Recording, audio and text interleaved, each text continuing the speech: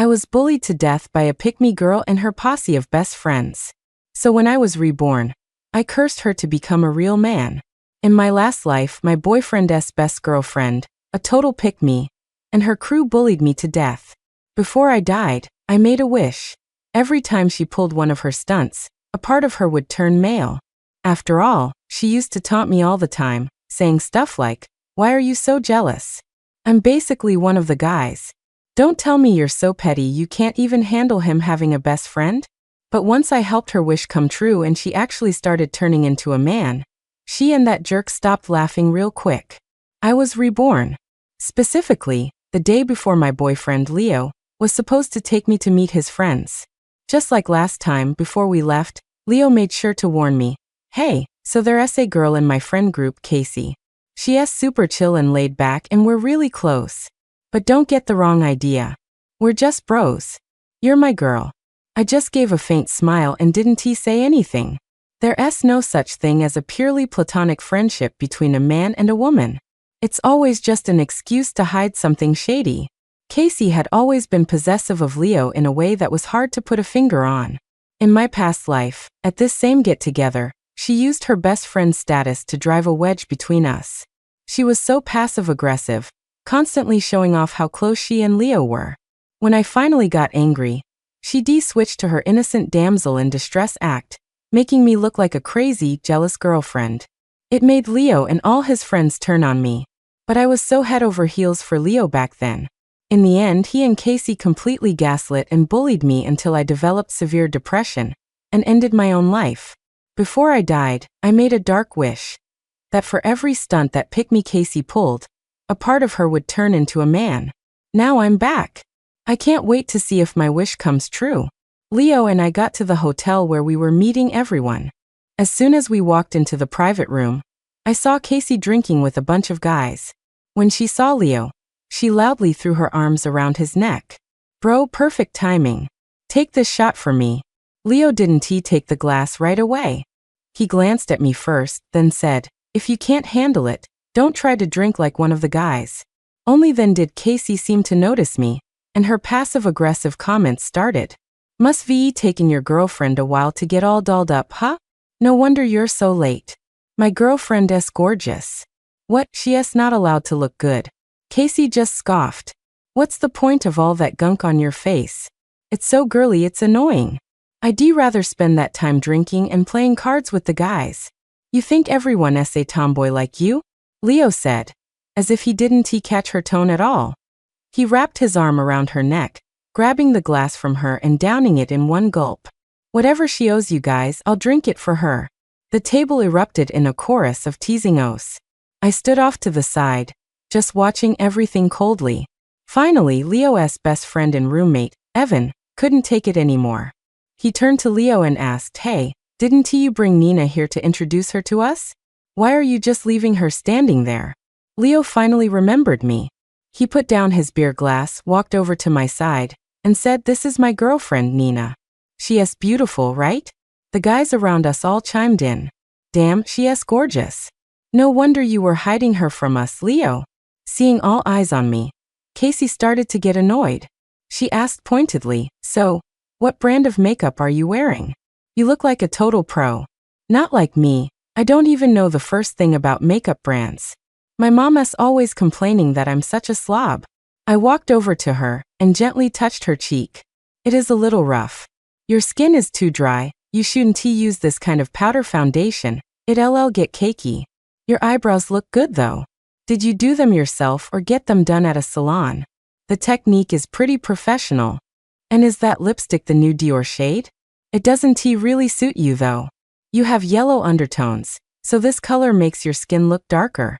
Casey froze, completely mortified. The guys around us burst out laughing. Someone joked, "No way. Why is a tomboy like you even wearing makeup?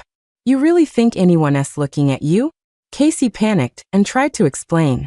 "I had a cold a few days ago, so I looked pale. My mom saw me this morning and said I looked like a ghost, so she made me sit down and put some makeup on me." But the guys just kept laughing. Casey shot me a death glare, then tried to pin it back on me. "Nina, you're not mad at me for what I said, are you? I just have no filter. I say whatever's on my mind, don't take it personally. I smiled sweetly. I'm not mad at all. What's wrong with a girl liking to dress up and wear a little makeup? What's not to like about looking your best? Exactly. What's wrong with it? You think everyone's like you? Running around like a tomboy all day. You're one of the guys, so why are you sticking your nose in girls' business? I thought you hated all that girly stuff? Another guy added. Someone else chimed in, blaming Casey. Casey, what's your deal? Leo finally brings his girlfriend to meet us.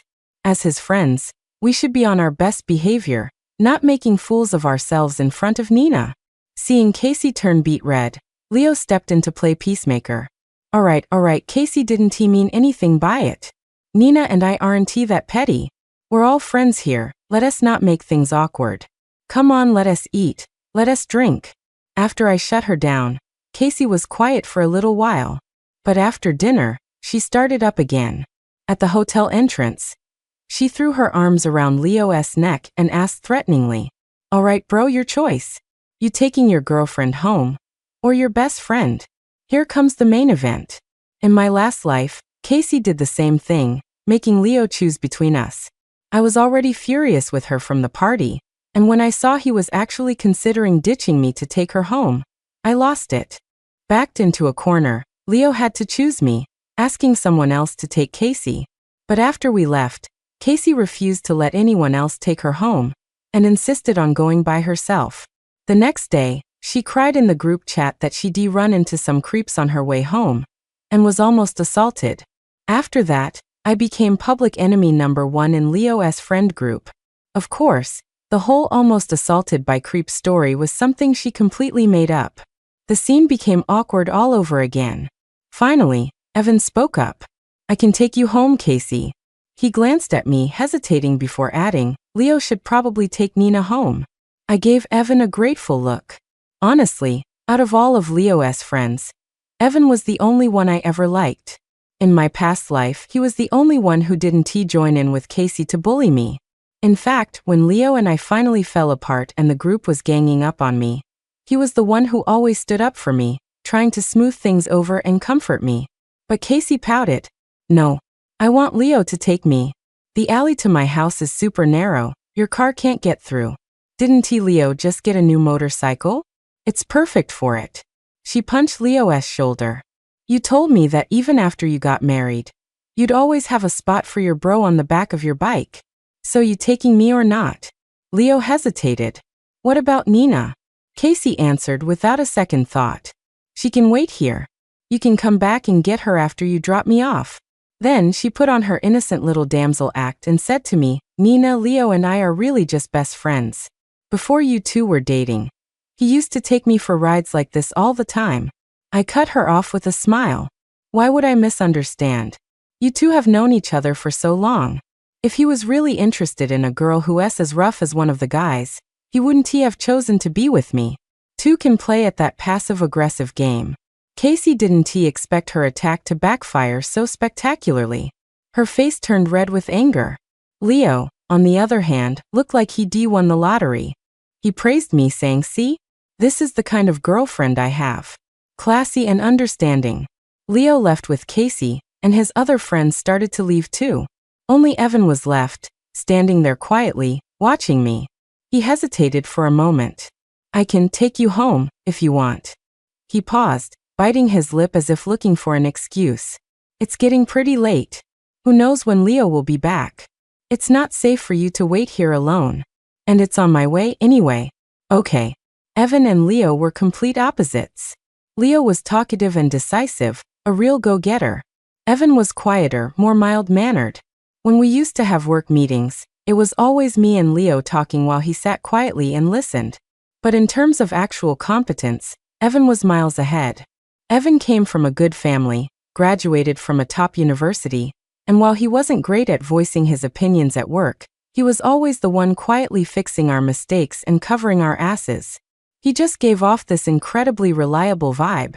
I was sitting in Evan's passenger seat when I saw something tucked away in a hidden compartment.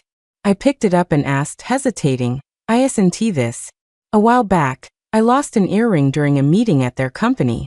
Leo and I weren't dating yet, and he volunteered to help me find it. Later, he asked me out, but when we met up, he said he couldn't find the one I lost, but he picked out a new pair for me.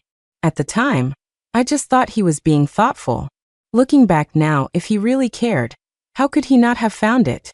The new earrings were just a lazy excuse to ask me out without putting in any real effort. When Evan saw I'd found the earring, he got nervous and quickly explained, "Oh, remember you asked Leo to help you find your earring? He found it and was going to give it back to you but accidentally left it in my car. You can just take it now." I looked at his flustered expression, and details from my past life started flooding back. Could it be that Evan liked me? Evan added, "Don't worry about what happened today. And also," he paused, then added pointedly, "you should probably be careful around Casey." Evan was never one to talk much, especially not behind someone's back. I chuckled and asked playfully, "Why? Did she do something to you?" Evan said quietly, "No, I'm just worried you'll get hurt." On our way back, Leo called me.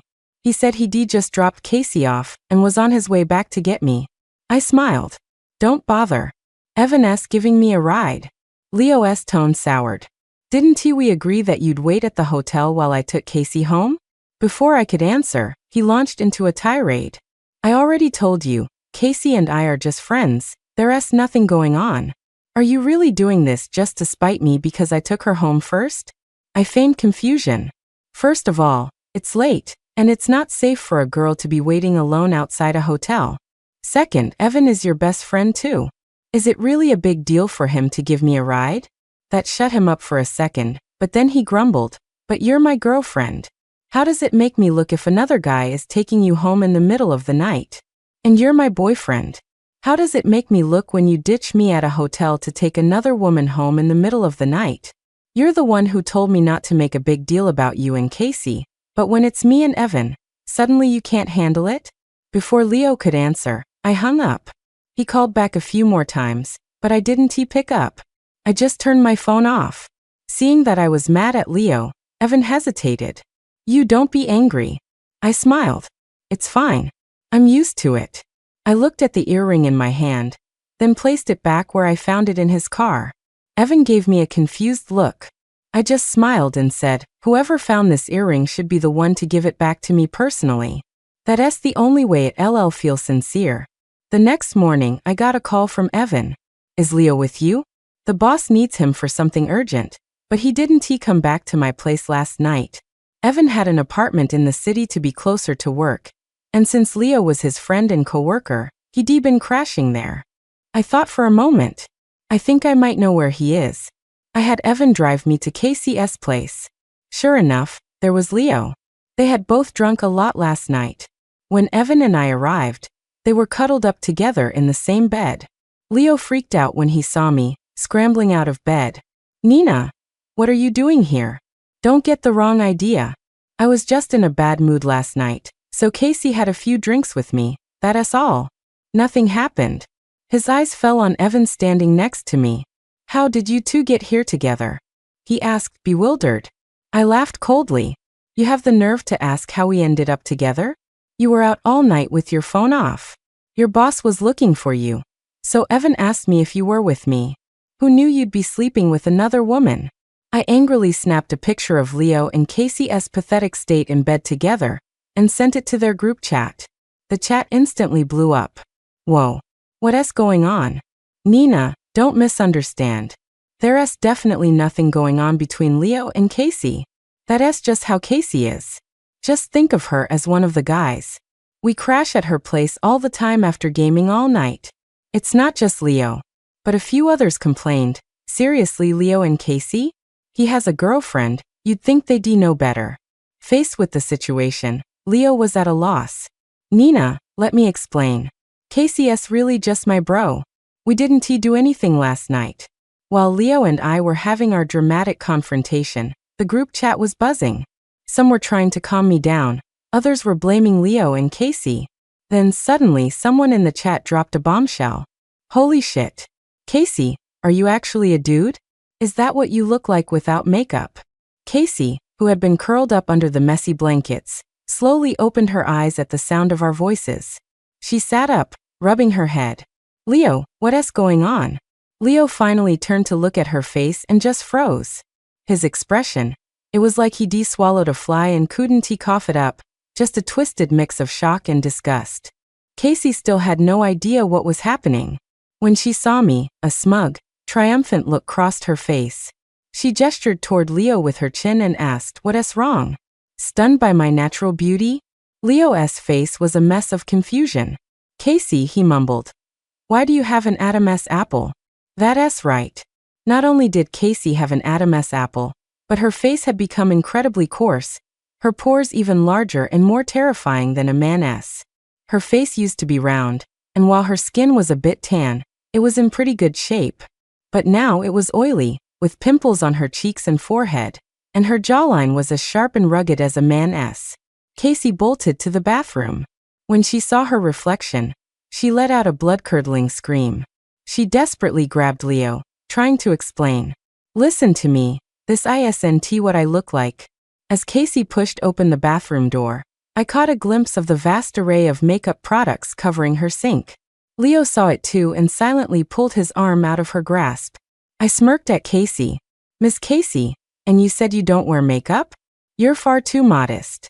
I looked at her new masculine face and said lightly, "That's not makeup. That's a full-on face transplant. I've been doing makeup for years, and I'm not even on your level. Maybe you can give me some lessons sometime?" Casey covered her face, breaking down completely and screaming hysterically. "I'm not wearing makeup. This isn't my face." The shock was so great she couldn't even keep up her one of the guys act anymore. She clung to Leo, pleading, "Leo, you have to believe me, this isn't me." Leo just grunted, shaking her off again, and moving to stand by my side. I smiled at Casey. Now, Miss Casey, that's not right. You and Leo are just best friends, not a couple. It's not like he'd care if you looked like a man. He probably wouldn't even care if you were a man, right?" Looking at her now, I couldn't help but feel a little smug. "You're always saying you're one of the guys, right? You hate how annoying and girly other girls are. You should be happy about this." In the group chat, the discussion about Casey was still raging. Leo's so-called best friends were like a bunch of brain-dead amoebas. In my past life, they let Casey turn them against me. This life, faced with something new and juicy, they were using Casey for entertainment. They were tagging her in the chat, laughing and joking. "Bro Casey, are you actually a dude? Do you have some kind of special kink where you like to dress up as a girl? That's wild. It's like Mulan." After all this time, we never knew. Casey said she doesn't wear makeup? That's an understatement. Without makeup, if I saw her on the street, I'd believe her if she said she was Casey's brother. Bro Casey is a beast, his face looks rougher than mine. Casey couldn't take it anymore. She screamed, covered her face, and threw us out of her apartment. Leo still looked completely dazed. I knew exactly what he was thinking. Men. They always want what's on their plate, and what's in the pot next to them. Even if he wasn't into Casey, he liked having a girl around to flatter him, to orbit around him. It made him feel important. He wasn't treating her like a bro or a guy at all deep down. He knew exactly what he was doing. He was just cultivating her as a permanent flirtationship and a backup plan to show off his own masculine charm.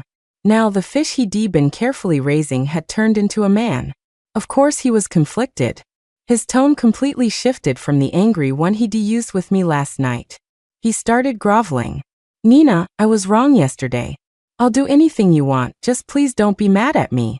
Of course, I wasn't going to make him do anything. I never planned on forgiving him anyway.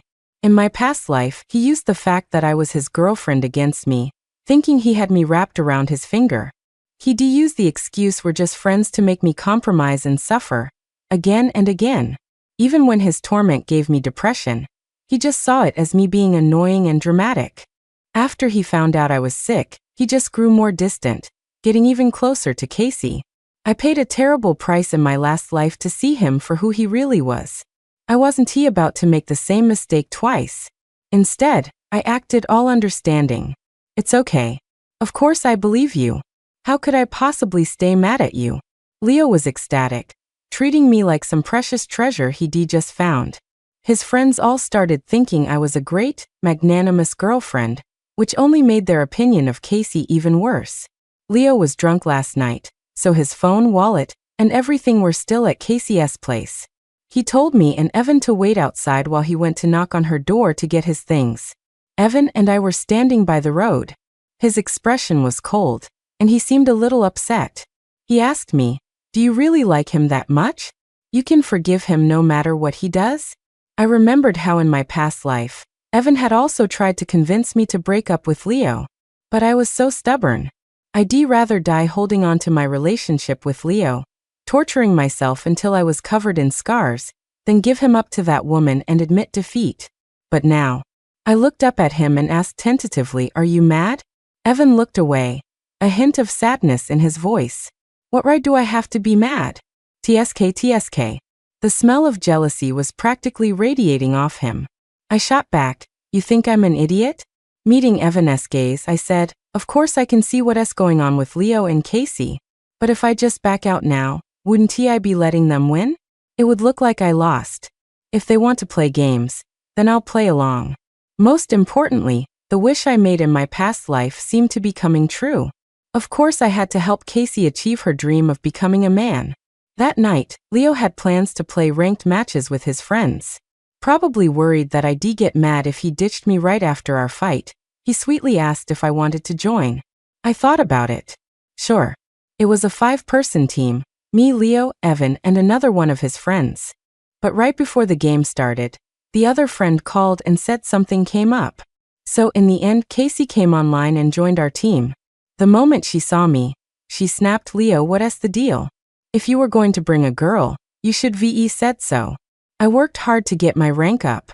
What if she drags us down and I lose points because she sucks?" I raised an eyebrow.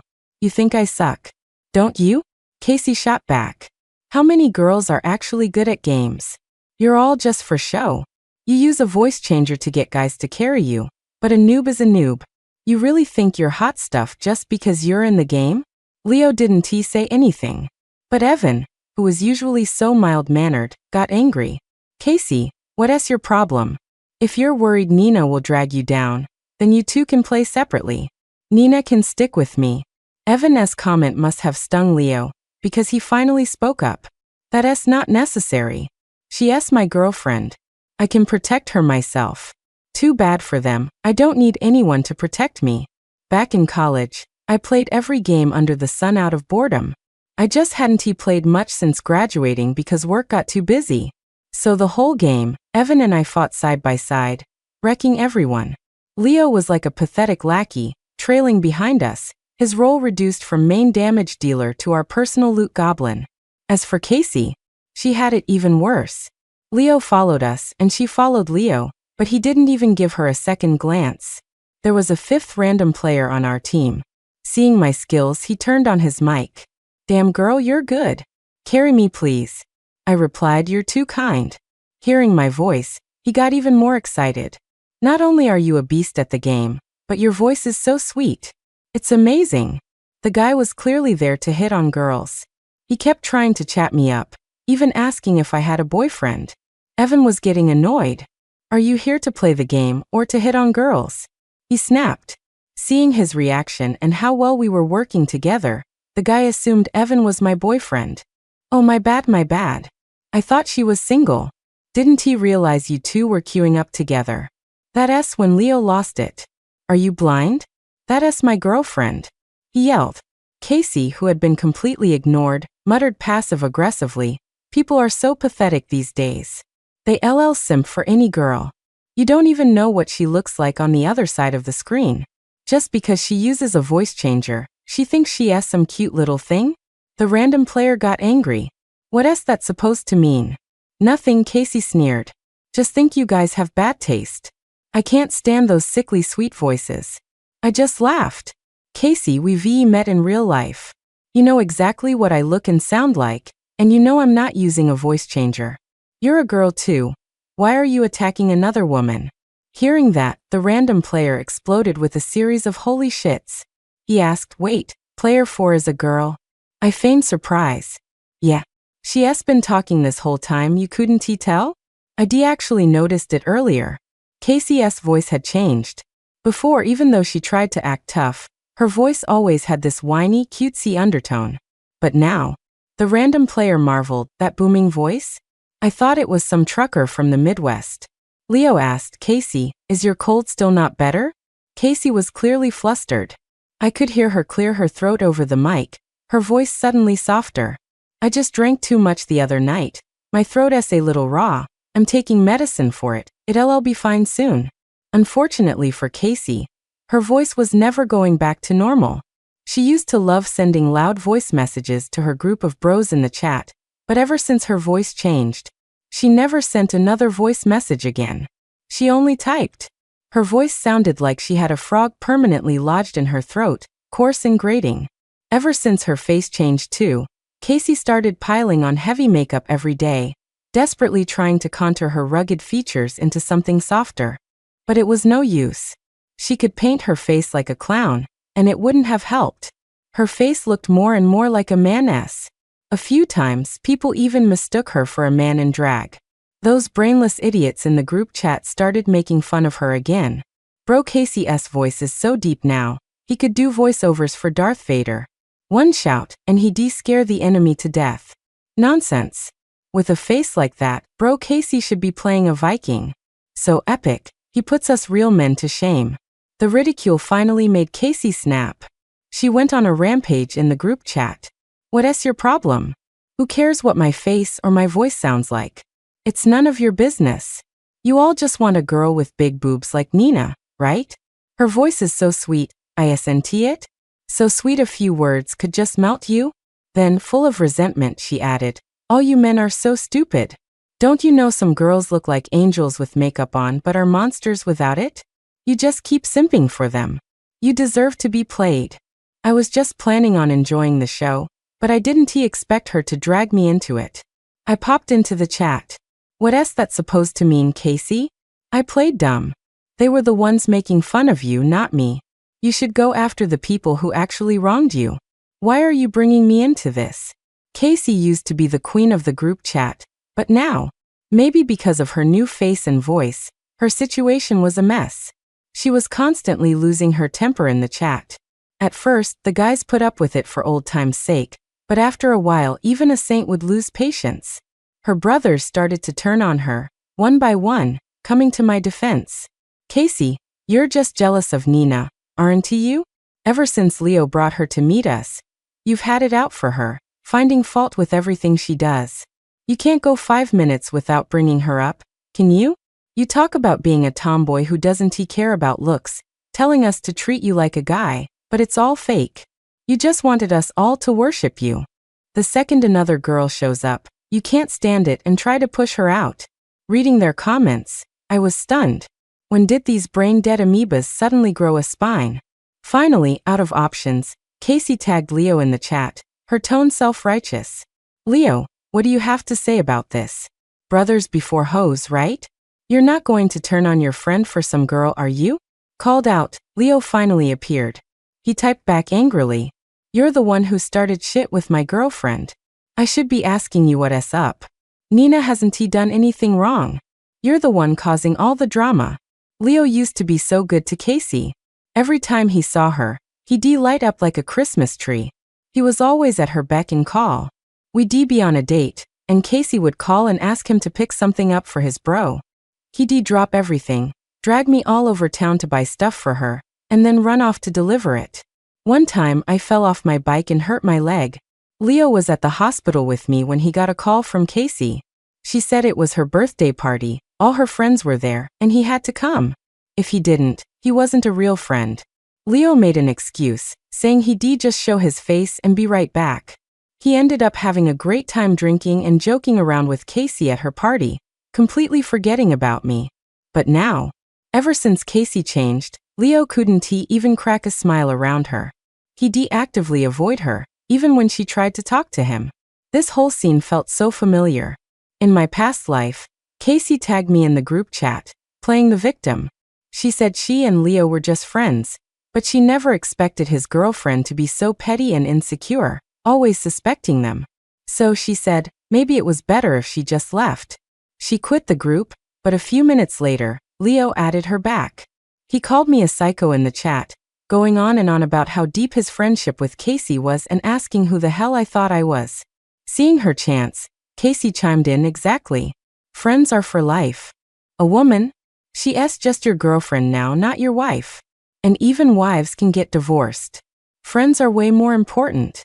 In the end, they all ganged up on me and kicked me out of the group. Leo started a fight with me too, saying he needed some space and wanted to break up.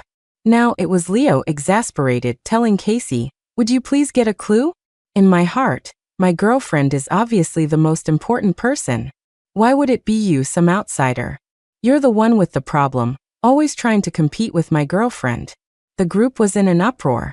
In the end, they all voted to kick Casey out of the chat. Casey had always played the part of the loud, goofy tomboy to get the guys' attention, to be their cherished mascot. But now, the group's favorite had become a pariah, and she completely lost it. She went online, claiming she'd been backstabbed, and would get her revenge. A few days later, screenshots started appearing. They were her DMs with the guys. More than half the group had flirted with her, including, of course, Leo. Leo had complained to her about how needy and dramatic I was. She told him to clear his mind of women to become a master of the sword, encouraging him to break up with me and go back to being single, so he could have fun with his bros. Leo had sent her a picture of his abs. He'd just gotten out of the shower, wearing only a pair of boxers, and took the photo in the bathroom mirror. Casey had sent him pictures of her own underwear, a lacy pink set that Leo had made fun of. Of course, that same lingerie photo later appeared in her chats with other guys. Clearly, while they were all treating her as a backup, she was treating them as her own personal pond, and she was fishing in all of it. After Casey released the chat logs, her so-called group of bros exploded. Several of the guys who had girlfriends were promptly dumped. They could only rage helplessly and turn their anger on Casey. Leo, meanwhile, was desperately trying to contact me, apologizing and begging. "Nina, I love you, I really do. Don't believe Casey's lies. I was just in a bad mood back then, and sometimes I vent to her after we fought.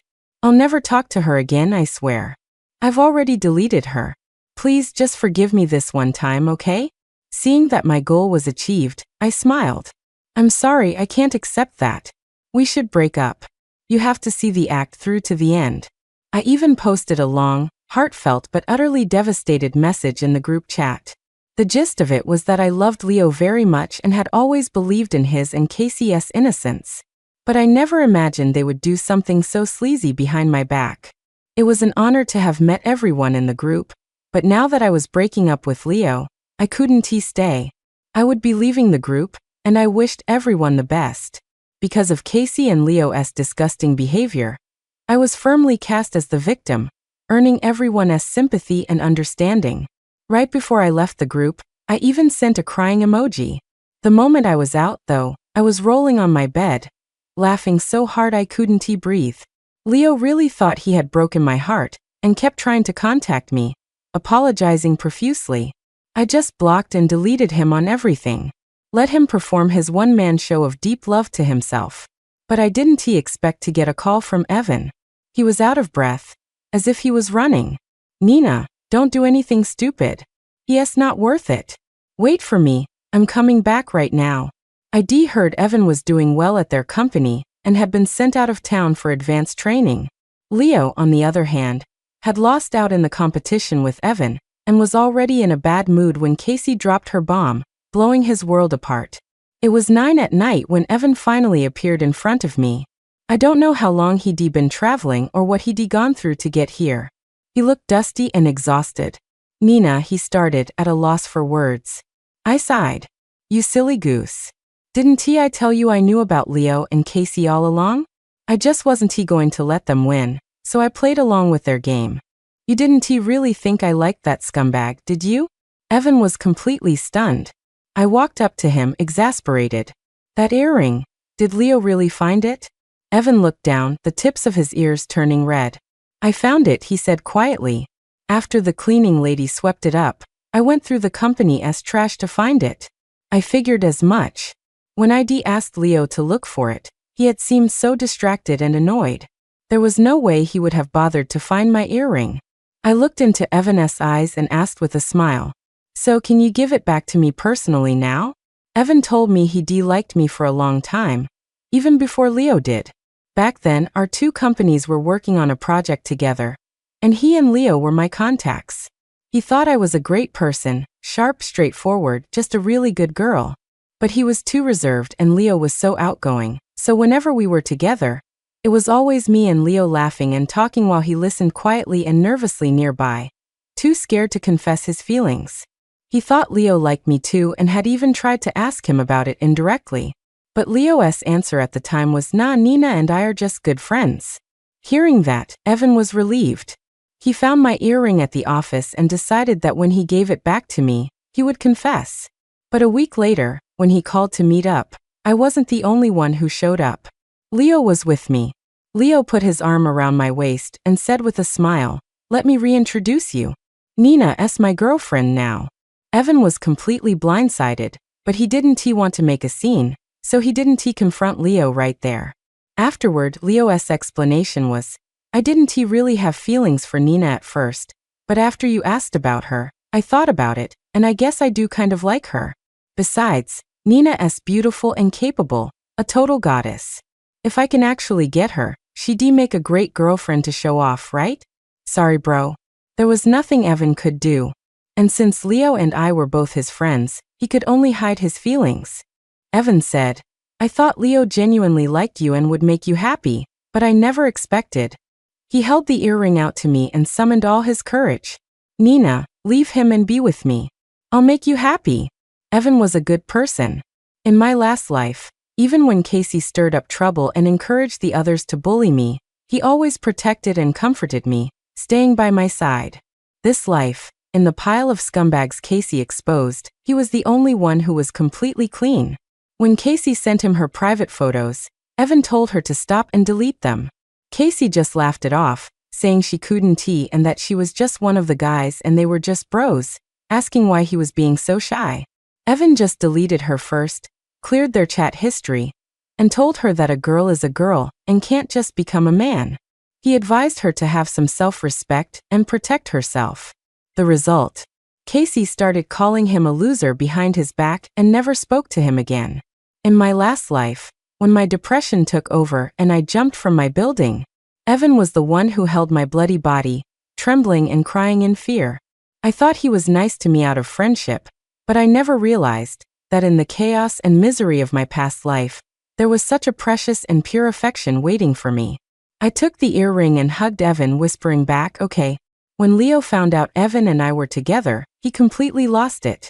He even gathered his so-called best friends to confront Evan.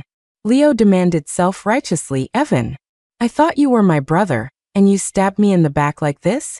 Evan answered calmly, "First, I liked Nina before you did. I even asked you about it, and you said you didn't like her. If you really considered me your brother, you wouldn't have made a move on the person I liked. You would have at least let us compete fairly. Second," he paused, laying out his points methodically, "Nina and I got together after you two broke up. And we all know why she broke up with you. That was your own doing, your own fault. And now you're blaming us?" Compared to Leo, Evan was incredibly emotionally stable. He was gentle, but he was no doormat. Finally, he gave Leo an ultimatum. "I've helped you out and been your friend because we're colleagues. I never knew you were this kind of person. We can't be friends anymore. You need to move out of my house." So in the end, Leo's grand plan to bring a posse to confront me and Evan backfired. He was the one in the wrong, and he left with his tail between his legs, packing his things with his remaining friends and moving out of Evan's apartment. I heard that after Leo and I broke up, Casey tried to get back with him. She tried every trick in the book, trying to win him back and spreading rumors that I must have been into Evan all along, that we conspired to cheat on Leo. She claimed she was the only one who was truly good to Leo, the only one who treated him like a real friend. Of course, Leo shut her down hard. Apparently, Leo was drinking at an outdoor eatery one night when Casey, the source of all his problems, showed up and started in on him. He just snapped. He grabbed her by the throat, and in the ensuing chaos, they knocked over tables and chairs. Casey was burned by a pot of boiling hot pot, and was rushed to the hospital. Leo was taken down to the police station for assault. After Evan and Leo's falling out, the friend group splintered. Some sided with Leo and cut off Evan, others sided with Evan and cut off Leo. And of course some stayed in the middle, not wanting to get involved. One of them, Mike, was in the last group, and he gave us a vivid description of that night. You have no idea how mad Leo was. He looked like he wanted to kill Casey. And honestly, Casey is something else. After all that drama, leaking the chats and everything, she still had the nerve to go crawling back to him. What did she expect? Mike waved his hand and continued, but the craziest part came later. You'll never guess what happened when they got Casey to the hospital.